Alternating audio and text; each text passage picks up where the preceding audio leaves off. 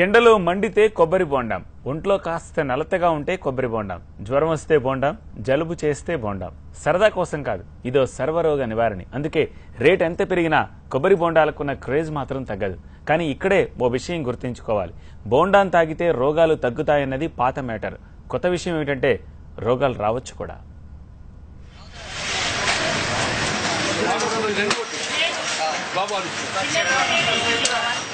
బాబు కాస్త పెద్ద బొండా చూసి కొట్టమ్మా ఆర్డర్ వేస్తాడో పెద్ద మనిషి. ఎందుకంటే నీళ్లు ఎక్కువ ఉంటే ఆరోగ్యం కాస్త గట్టిగా ఉంటుందని. బోండాల్లో నీళ్లతో పాటు అందులోని లేత కొబ్బరి కూడా అడుగుతారు ఇంకో వ్యక్తి. ఎందుకంటే దాంట్లో ఎన్నో పోషక విలువలు ఉంటాయని.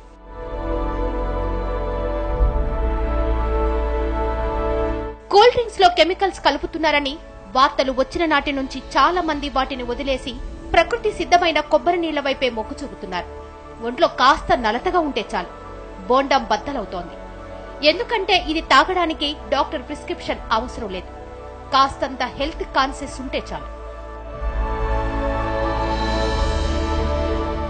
సృష్టిలో కల్తీ అవ్వని పదార్థం ఏదైనా ఉందంటే కొబ్బరి బోండం అంటారు. అందుకే దేవుడికి కూడా టెంకాయనే సమర్పిస్తారు. కానీ ఇదంతా ఉత్తి మాట. ఇప్పుడు బోండం కూడా కల్తీ అవుతోంది. రోగం తగ్గడానికి తాగే బోండంతో కొత్త రోగాలు దాపురించే కాలం వచ్చేసింది.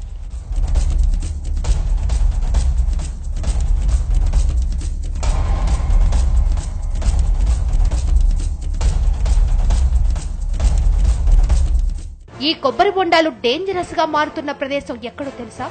కోనసీమ. ఈ ప్రాంతం కల్పతరువుగా పిలిచే కొబ్బరి చెట్లకు కేరాఫ్. ఇంటికి 4 చెట్లు, కుటుంబానికో తోట కోనసీమ ప్రత్యేకత. అందుకే ఇక్కడి నుంచి నిత్యం లక్షల్లో కొబ్బరి బొండాలు ఎగుమతవుతూ ఉంటాయి. ఏటా కోట్లల్లో టర్నోవర్ ఉంటుంది.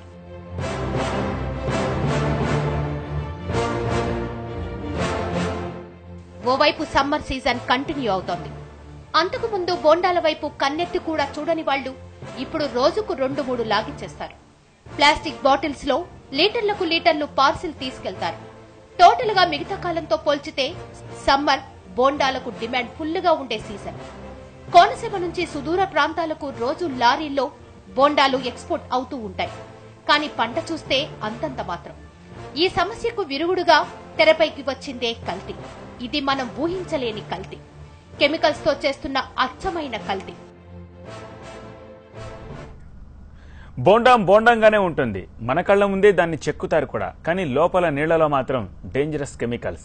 అదెలా సాధ్యం? అసలు ఎప్పుడైనా ఊహించారా? పోనీ ఇప్పుడైనా ఊహించగలరా? అది అసాధ్యం. ఎందుకంటే అదో రకం డేంజర్ ప్రాసెసింగ్ కాబట్టి. సమ్మర్ వేడికి చల్లని కొబ్బరి నీళ్లు కావాలా?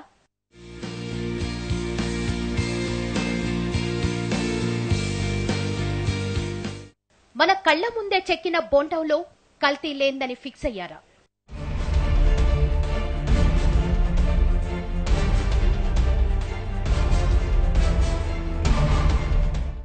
కానీ ముమ్మాటికి కల్తీ జరిగే ఉండొచ్చు.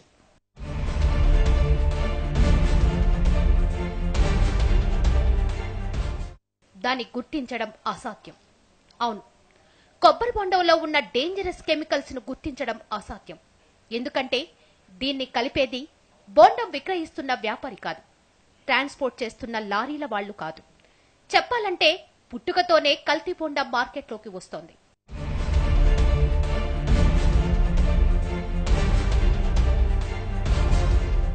బోండంలో కొబ్బరి నీళ్లుండాలి గాని కెమికల్స్ ఎందుకుంటాయి అన్న అనుమానం రావచ్చు. కానీ అది సాధ్యమే. ఇదిగో ఇక్కడ చూడండి. ఇదే కొబ్బరి బొండాను డేంజరస్ గా మార్చే ప్రక్రియ.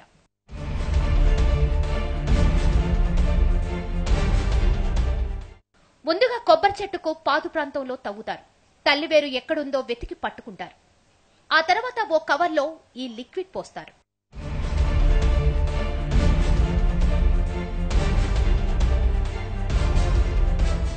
ఆ కవర్లో లిక్విడ్ కొబ్బరి చెట్టుతో బలవంతంగా తాగిస్తారు. ఇదిగో ఇలా.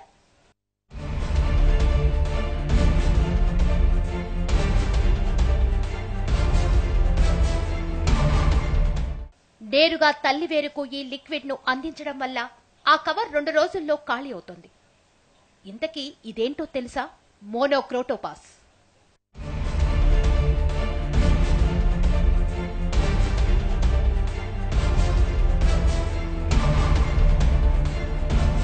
మా ప్రాంతంలో కొబ్బరి చెట్లకు నల్లి తెగులు, ఆకు తెగులు అనేక సమస్యలకి చాలా ఇబ్బంది పడుతున్నాం రైతులు.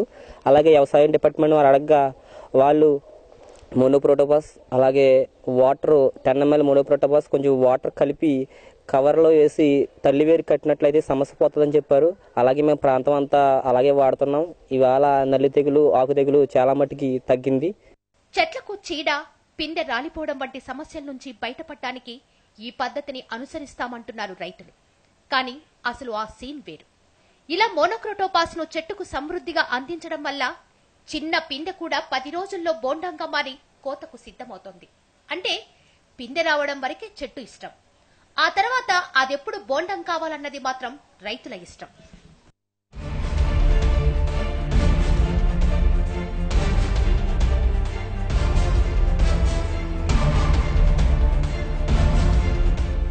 కూరగాయలతో సహా అన్ని పంటలకు వాడుతున్న రసాయన సేద్యం ఇప్పుడు కొబ్బరి చెట్లలోనూ పెరిగిపోయింది. అది కూడా నేరుగా చెట్టుతో తాకించేట్లుగా మారిపోయింది. వాస్తవానికి చెట్టుకు ఇలా పెస్టిసైడ్స్ పట్టిన తర్వాత 40 రోజుల వరకు కాయలు కోయకూడదు. ఎందుకంటే ఈలోపు వాటిల్లో ఉన్న విషం పాళ్లు అంతరించిపోతుంది.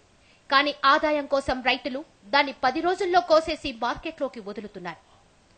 మనకి కొబ్బరిలో ఎక్కువగా నాశనం చేసేది నల్లి అండి. ఆ నల్లిని నివారణ చేయడానికి రైతులందరూ ఇప్పుడు ఏం చేస్తున్నారంటే తల్లివేరుకి మోనోక్రోటోఫాస్ అనే రసాయనిక దాన్ని తల్లివేరుకు పెడుతున్నారు. 40 రోజుల వరకు కూడా మనము ఆ చెట్టుకు కొబ్బరి బొండాలు తీయకూడదు. ఇప్పుడు ఆ కొబ్బరి బొండాలు అలా మోనోక్రోటోఫాస్ పెట్టి కొబ్బరి బొండాలు వాడడం వల్ల చాలా ఆరోగ్యానికి హానికరంగా ఉన్నాయి. బొండాల్లో ఉన్న ఈ కెమికల్ కల్తీ మన బొంట్లోకి చేరకుండా ఉండాలంటే అది 40 రోజులకు ముందు కోసిందో తర్వాత కోసిందో తెలుసుకొని తాగాలి. కానీ అది అసాధ్యం. అంటే మనం ఆరోగ్యం కోసం తాగుతున్న కొబ్బరి నీళ్లు కెమికల్స్ కూడా అయి ఉండొచ్చన్నమాట. ప్రత్యేకించి మోనోక్రోటోపాస్ భయంకరమైన విషం. దీని అవశేషం శరీరంలోకి వెళ్లినా హార్ట్, లివర్, కిడ్నీ సమస్యలు వస్తాయంటున్నారు వైద్యులు.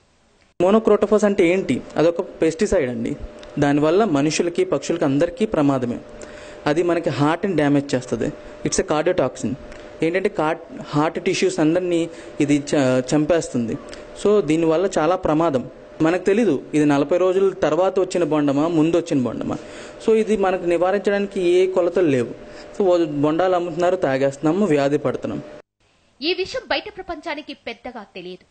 కానీ స్థానిక వినియోగదారులకు మాత్రం మ్యాటర్ నిత్యం కళ్ల ముందే ఉంటుంది. అందుకే వాళ్లల్లోనూ బోండం అంటే భయం ఆవహిస్తోంది. ఇంతకు ముందు డాక్టర్లే స్వచ్ఛందంగా బొండాలు తాగమనేవారు.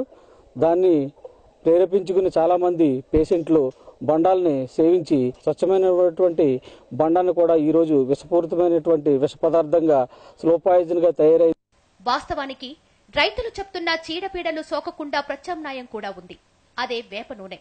మోనోక్రోటోపాస్ ను ఎలా చెట్టుకు పట్టిస్తున్నారో వేప నూనెను కూడా అదే తరహాలో ఇవ్వడం వల్ల పరిష్కారం దొరుకుతోంది. కానీ రైతులు మాత్రం పెస్టిసైడ్స్ ని వాడుతూ ఆదాయం కోసం ప్రయత్నిస్తున్నారు. తల్లివేరుకి మరి పెస్టిసైడ్ అనగా మోనోక్రోటోపాస్ ఇది వాడటం వల్ల మరి కొబ్బరి బొండాలు అనేవి కూడా మరి రసాయనాలతో నిండి వాటిని తాగటం వల్ల మరి మనిషి యొక్క ఆరోగ్యం చెడుతుందని సందర్భంగా తెలియజేస్తున్నాం. ఎందుచేతనంటే కొబ్బరి బొండం అనేది తాగటం వల్ల మరి ఖచ్చితంగా మరి ఆరోగ్యం ఉంటుంది. అటువంటి బొండం మరి ఈ రోజు తాగుతుంటే అనారోగ్యానికి గురై మరి ఈ రీతిగా ఉంటుంది. విషతుల్యమైన రసాయనాల అవశేషాలు కూల్ డ్రింక్స్ లోనే కాదు, ప్రకృతి సిద్ధమైన కొబ్బరి బొండంలోనూ ఉండడం ఆశ్చర్యమే. అయినా ప్రమాదం కూడా. దీని వినియోగదారులు గుర్తించడం కష్టం. కేవలం రైతులు మాత్రమే అవగాహనతో సేంద్రియ సేద్యం చేస్తే ప్రజల ప్రాణాలకు భరోసా ఉంటుంది. లేదంటే ఉన్న రోగాలకు కొత్త రోగాలు తోడై ప్రాణాంతక పరిస్థితి దాపురిస్తోంది.